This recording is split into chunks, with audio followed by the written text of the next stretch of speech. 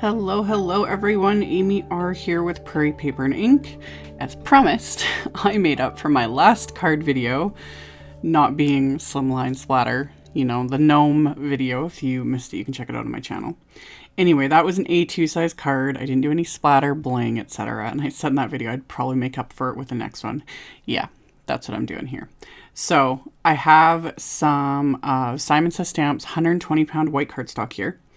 And I'm just working on my little Waffle flower water media mat and doing some quick and easy Distress Oxide ink blending because that is one of my favorite things to do.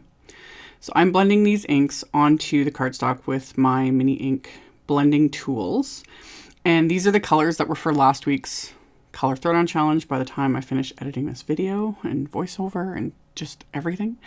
The challenge will probably be over by the time this is up or almost over, but as always, you can get inspiration.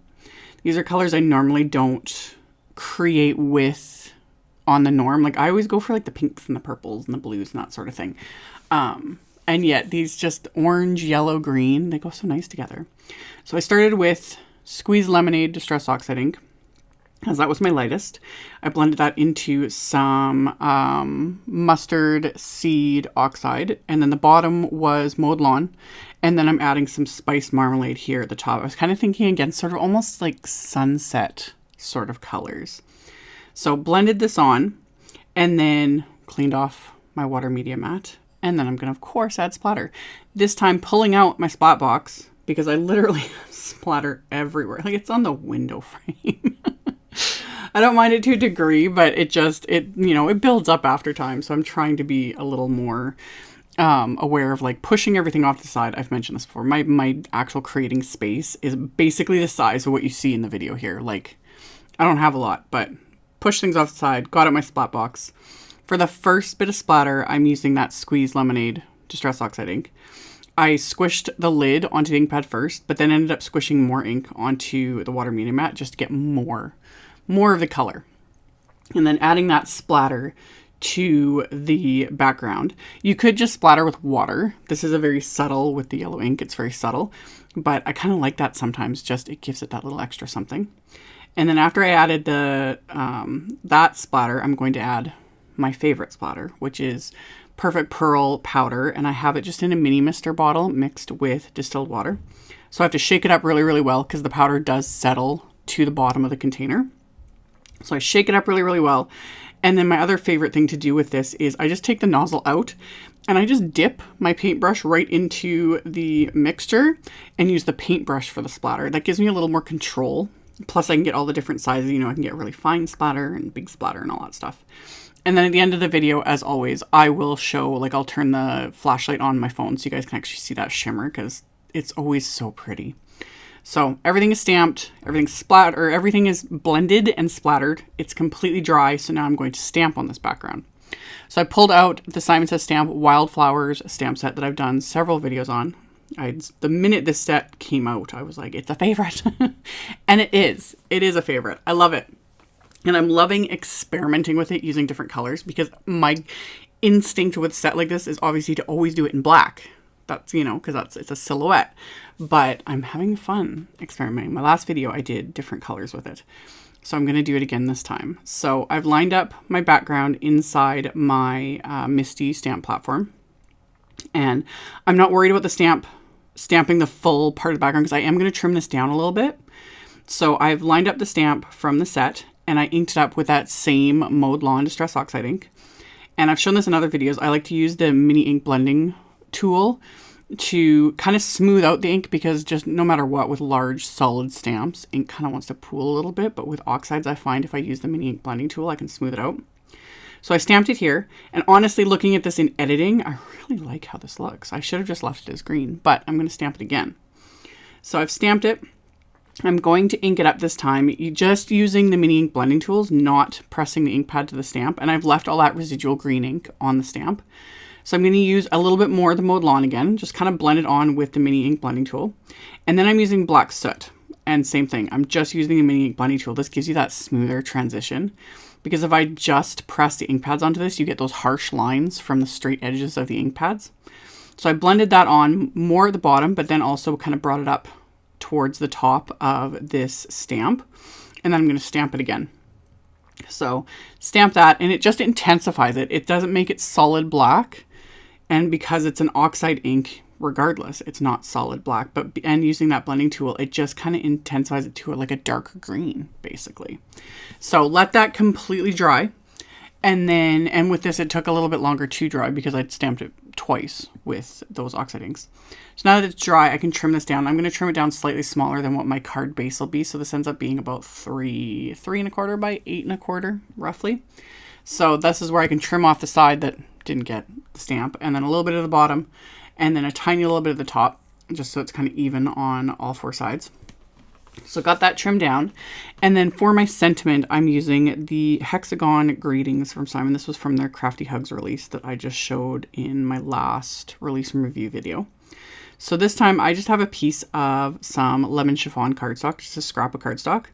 And then I pulled out the stamp I wanted to use. And this time I use my anti-static powder tool. I'm going to stamp this image with that spiced Marmalade Distress Oxide ink. You don't need to heat emboss this, but when it comes to sentiments, if I can, I will heat emboss them just because I tend to smear them, especially, I don't know what it is, but stamping on top of color cardstock. I don't know if it's just the way or the pigment inside the color cardstock. I just find a lot of times ink sits on top of it more than it does on, say, white cardstock. But again, it just depends. Because even smooth white cardstock, ink will sit on top of it more. But with sentiments, I don't want them smeared, and I tend to do that.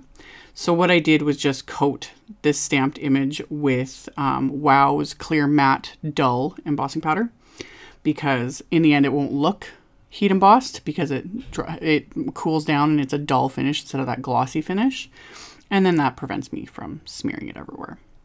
So I heat embossed that sentiment, and then I trimmed out just the remaining little scrap of that yellow cardstock, and I'm going to line it up again. And this time I'm going to ink up the stamp with that Mowed Lawn Distress Oxide ink because I wanted the green, but I only want just a portion of this that I'm going to trim out, just the little banner that says "of you."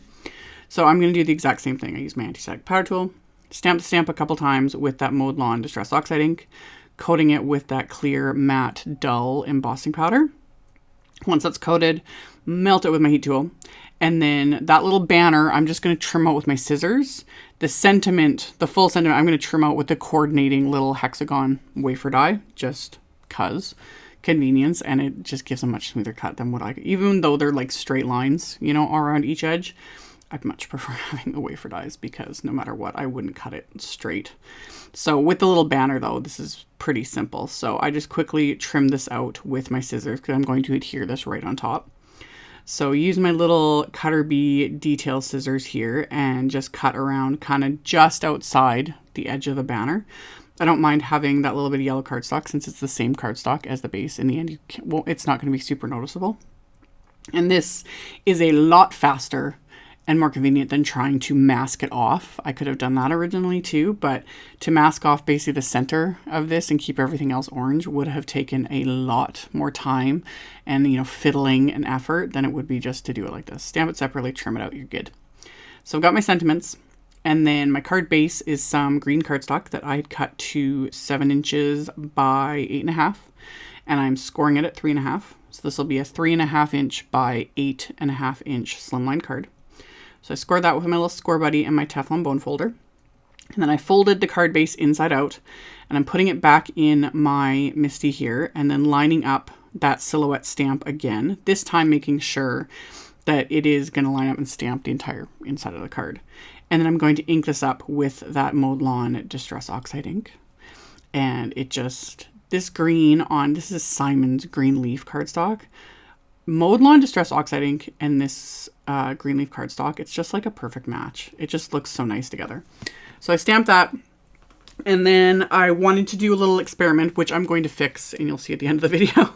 I'm going to add another sentiment from the Hexagon greeting set, and I didn't notice it while doing this. I noticed it a little bit later, and then I can see it while I'm editing. This stamp is crooked, and it's driving me insane while I'm editing this, but I'm going to fix that. So I lined up the stamp and I inked it up with the Squeeze Lemonade Distress Oxide ink because these do show up on darker cardstocks. However, this is a very pale ink. So I inked it up first with that, and then I inked up just the top portion, the sending happy words, with the Spice Marmalade ink, and then stamped that. And this would have been fine. It's very subtle. I was okay with that, but it was crooked and it was driving me bonkers.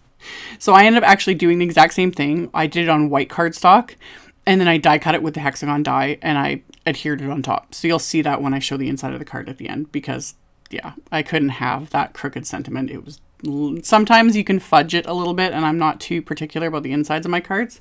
I like to finish them, but I'm not going to like stress over it. But when something's like the minute you open the card, it was crooked. I was like, no, that's not good. So just stamped it, die cut it, gonna adhere on top, we'll be good. So I adhered the main thinking of you sentiment there on the front with some thin 3D foam squares, and then just adhered the little of you with some craft tacky glue. And I'm going to use that same craft tacky glue to adhere the card front to the card base here. So that's why I trimmed it down a little bit, so then the card base just frames it nicely. So I've got that, and then I'm going to add the bling, because like I said, got to make up for it. I got to have the splatter, the slimline, the bling. That's my like just obsession of the last few months. So I have some of Simon's, is this the spring green mix? I literally have everything still piled up on my desk. This is the, yeah, spring green sequin mix from the Crafty Hugs release. And then I have some Studio Caudia pineapple delight crystals, and then also some Studio Caudia iridescent tiny bubbles, which are just tiny. So I sprinkled these rather liberally around the card base here, and then I'm adhering them all into place just with little dabs of the craft tacky glue and using my little Studio Caudia embellishment wand.